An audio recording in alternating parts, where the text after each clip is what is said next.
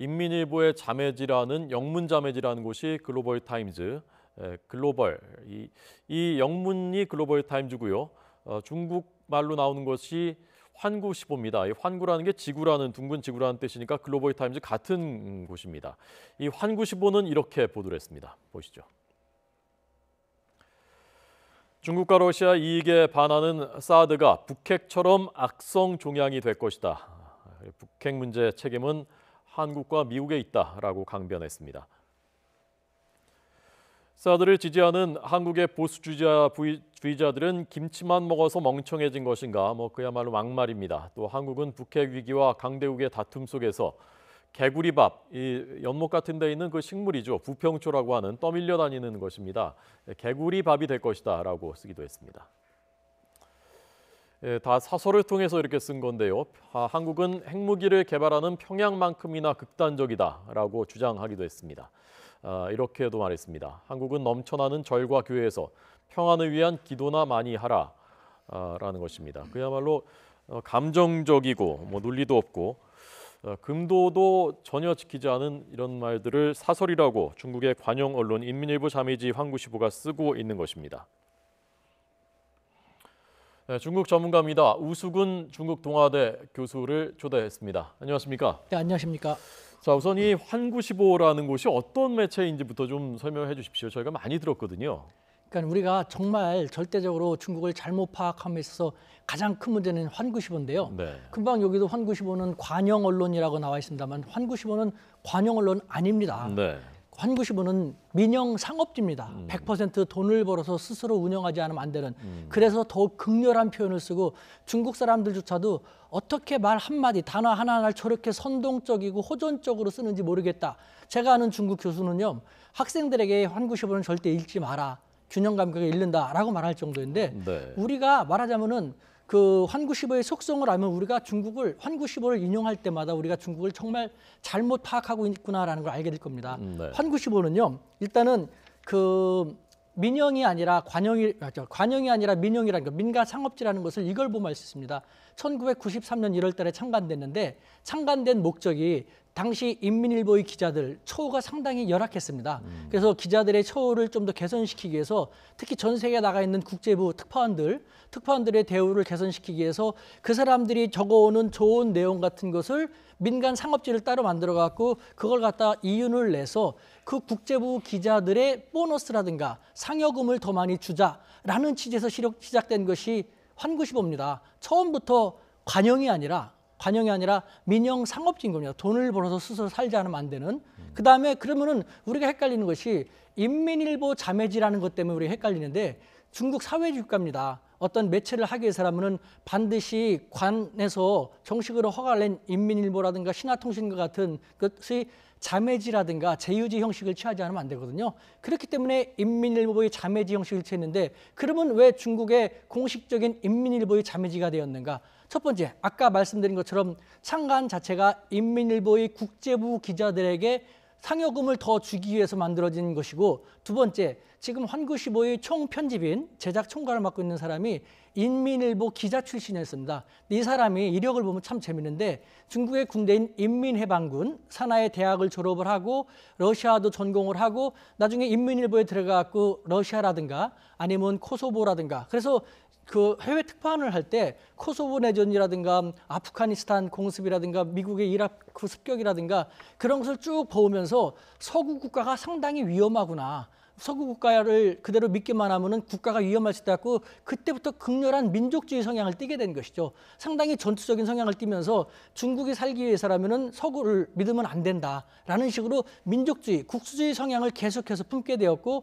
그 사람이 돌아와서 정식으로 총편집을 맡으면서 더욱 발전신 것이 환구시보입니다.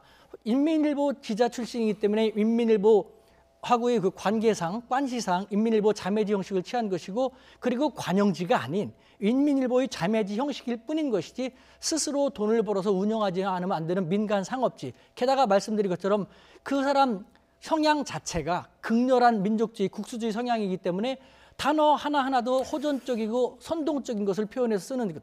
인민일보는 결국 이 환구시보는 결국은 중국의 관영지가 아니고 중국의 대변지가 아닌 것이죠. 교수님 그렇다면 교수님 보시기에는 이 환구시보가 보도하는 논조는 중국 정부, 중국 당국과는 전혀 무관한 자기들 그냥 알아서 하는 거라는 말씀이신 겁니까? 그렇진 않습니다. 중국에 이런 속담이 있습니다. 중국 경국을 보면은 빨간 마스크를 쓴 사람도 있고 하얀 마스크를 쓴 사람 있지 않습니까?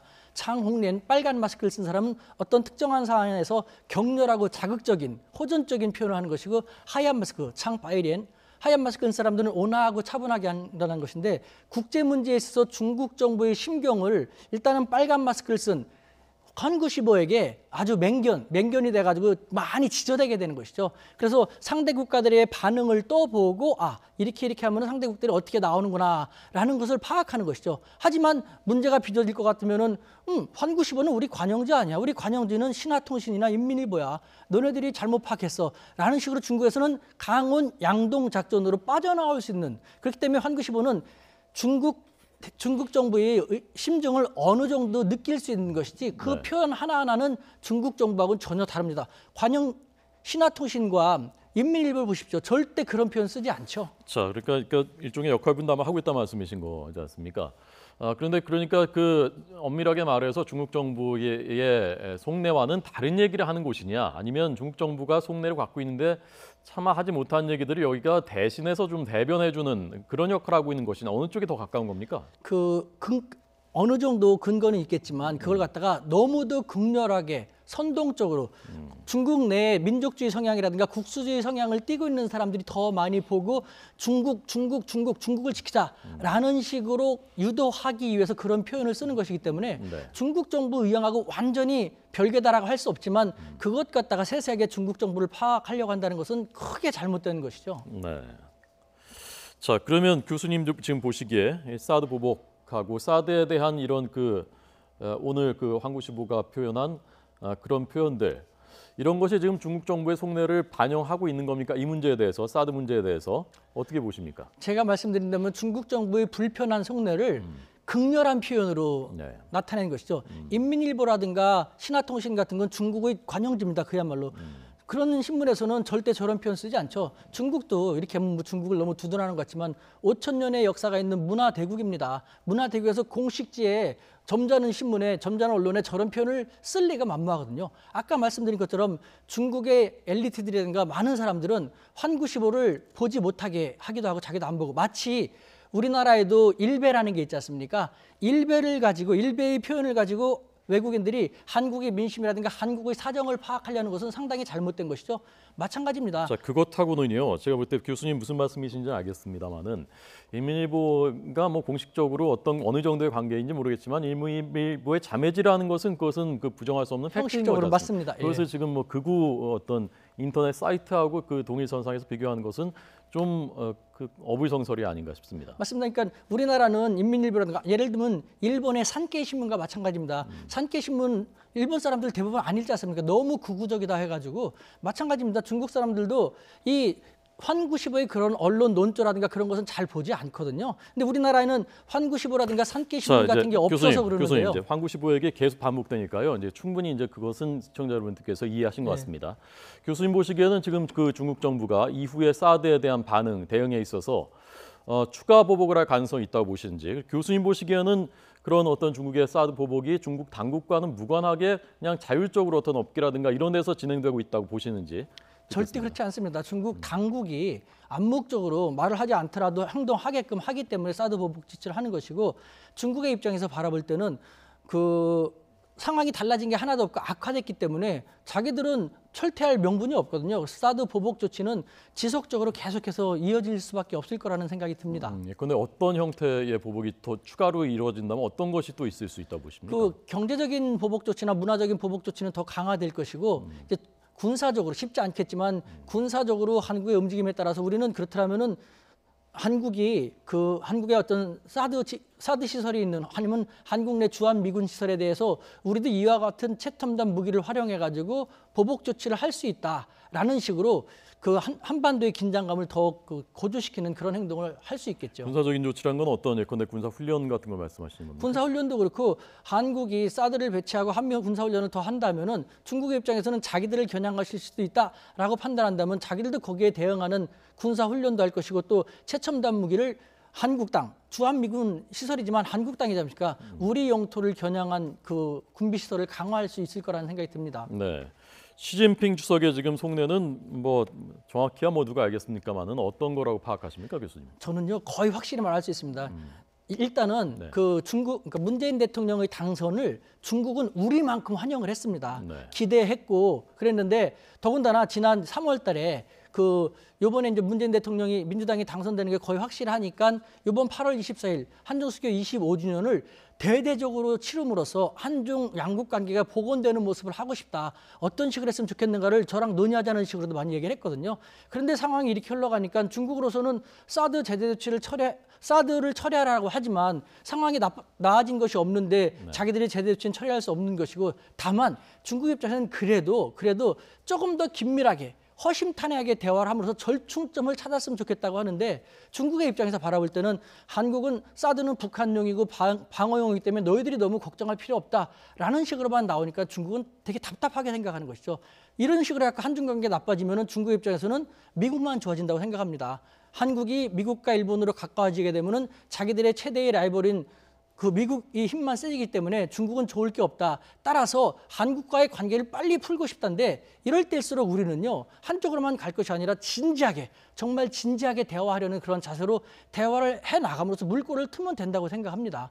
이 상황에서도요. 한중 관계는 우리가 이니셔티브를 쥐고 있습니다. 다만 우리가 그것을 모르고 있기 때문에 그런 것이죠. 이니셔티브를 쥐고 있는 겁니까? 우리가 중국에 대해서 대화를 진지하게 그러니까 설득하려고 우리의 일방적인 입장을 상대방은 설득하려고 생각한다는 식으로 바라보고 있으니까 그것이 아니라 우리는 이런 입장인데 당신들도 이런 입장이 있군요. 이해됩니다. 공감하는 모습을 취하면서 어차피 중국은 사드 철회를 주장하지만 철회시지 않다는 걸 작년 10월부터 알고 있었거든요. 그렇다면 자기들이 우려하는 리스크를 최소화시킬 수 있는 절충점은 있지 않냐. 그거에 대해서 얘기해보자 했는데 그것이 제대로 이루어지지 않기 때문에 제가 볼 때 우리 정부가 너무 그 중국을 두려워하고 그다음에 사드는 북한용이야 방어용만 너무 얘기하다 보니까 이렇게까지 온 것이 아닌가라는 생각이 교수님 듭니다. 보시기에는 그런 그 절충점, 중국이 받아들일 수 있는 그 절충점은 어떤 것이라고 보시는 겁니까? 예를 들면 중국이 레이더에 대해 상당히 민감한 반응을 보이지 않습니까? 그것과 관련돼 서로 얘기할 부분도 있고요. 그다음에 얼마 전에 얘기 나왔습니다만 굳이 영토가 아니라 그다음에 수도권도 방어가 안 되지 않습니까? 한국 영토가 아니라 뭐 선박 쪽에도 유사한 효능을 나타낼 수 있는 그런 것도 있지 않겠냐 등등 저랑 개인적인 측면에서 얘기한 것도 제가 얘기하는 것이 중국 당국자들이니까 여러 가지가 있었는데 안타까운 것이 우리 당국자들하고는 그 얘기 아직 전혀 이루어지지 않았기 때문에 지금이라도 우리가 그 우리 입장만 너무 생각하지 말고 중국도 중국 입장만 생각한다고 할 것이 아니라 우리가 먼저 허심탄회하게 대화하는 이야기를 들어주는 공감을 하는 그런 모양새를 갖출 필요가 있다고 생각이 듭니다. 네.